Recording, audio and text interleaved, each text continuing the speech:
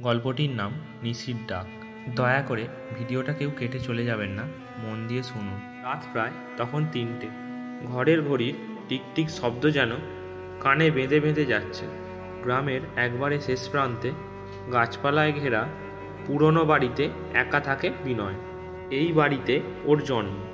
মা বাবা মারা গেছে অনেক আগেই, আর আত্মীয় স্বজনও নেই বললেই চলে। বিনয় এখন লেখালেখি করে, পত্রপত্রিকায় নাম করা নয়, তবে কিছু পাঠকের ভালোবাসা পেয়েছে। তবে আজ রাতটা কেমন যেন অস্বাভাবিক ঠেকছে বিনয়ের। বাতাস নেই, অথচ জানলার পর্দা হালকা নড়ে উঠেছে। কোথা থেকে যেন একটানা একটা ফিসফিস আওয়াজ আসছে।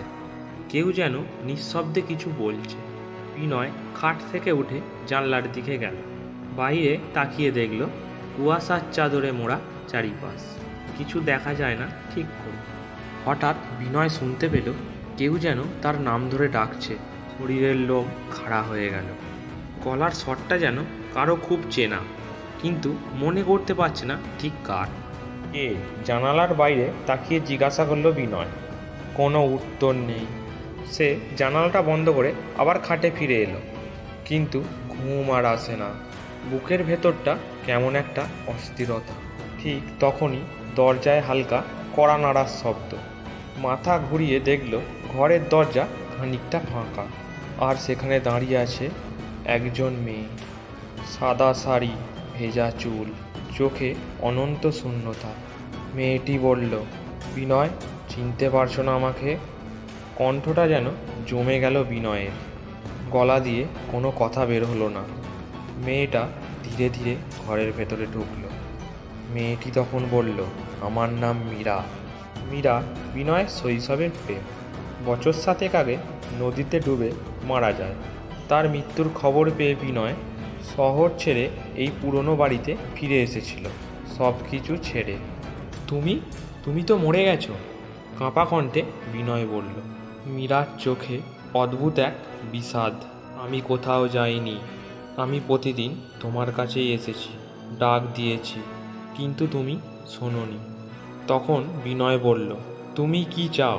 মেয়েটি বলল, তুমি কথা দিয়েছিলে আমাকে, কখনো ছেড়ে যাবে না, কিন্তু তুমি তো থেকেও নেই বিনয়।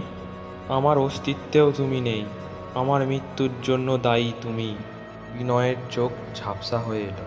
স্মৃতির পাতা খুলে যেতে লাগলো। সেই দিনটাতে তারা ঝগড়া করেছিল। মীরা তাকে বলেছিল নদীর ধারে দেখা করতে, কিন্তু বিনয় যায়নি। আর সেই দিনই নদীতে পড়ে গিয়ে মারা যায় মীরা। মীরা ধীরে ধীরে এগিয়ে এলো বিনয়ের দিকে। আজ আমি এসেছি তোমাকে সঙ্গে নিতে, চলো আমার সাথে। বিনয় পিছিয়ে যেতে চাইল, কিন্তু পা যেন আটকে গেছে মাটিতে। চোখের সামনে ভেসে উঠেছে মীরার মুখ, তারপর নদীর ঢেউ, আর এক চিলতে হাসি। হঠাৎই ঘরটা কেঁপে উঠল। আলো নিভে গেল। চতুর্দিক অন্ধকার। শুধু মীরার মুখ জ্বলজ্বল করছে সেই অন্ধকারে। মীরা বলল, চলো বিনয়, চলো। ঘরের মধ্যে পড়ে যাচ্ছিল বিনয়, কিন্তু ঠিক তখনই ঘড়ির ঘণ্টা বেজে উঠল। বিনয় ঘড়িটার দিকে তাকিয়ে দেখল, ঘড়িতে তখন 4টে বাজে। আর সেই মুহূর্তেই মীরা অদৃশ্য হয়ে গেল। ঘরটা আবার আগের মতো নীরব হয়ে গেল। বিনয় মাটিতে বসে পড়ল, তার চোখে জল। সকালে গ্রামের একজন লোক এসে দেখে বিনয় অজ্ঞান হয়ে পড়ে আছে মেঝেতে। ডাক্তার এসে দেখে শরীরে কোনো ক্ষত নেই, কিন্তু মানসিকভাবে সে যেন অনেক বড় ধাক্কা খেয়েছে। তবে বিনয় কাউকে কিছু বলেনি। সেই রাতের পর থেকে প্রতি বছর 15ই আশ্বিন সেই একই রাতে লোকজন বলে বিনয়ের ঘরে নাকি একটা মেয়ের কণ্ঠ শোনা যায়, বিনয় চলো। আর বিনয়, সে এখন নদীর পাশে একটা ছোট্ট মন্দির বানিয়েছে। সেখানে প্রতিদিন সন্ধ্যায় যায়, একটা প্রদীপ জ্বালায়, আর ফিসফিস করে বলে, আমি অপেক্ষায় আছি মীরা। গল্পটা এখানেই শেষ করলাম। গল্পটা কেমন লাগলো অবশ্যই কমেন্টে জানাবেন, আর চ্যানেলে নতুন হয়ে থাকলে চ্যানেলটাকে সাবস্ক্রাইব করুন।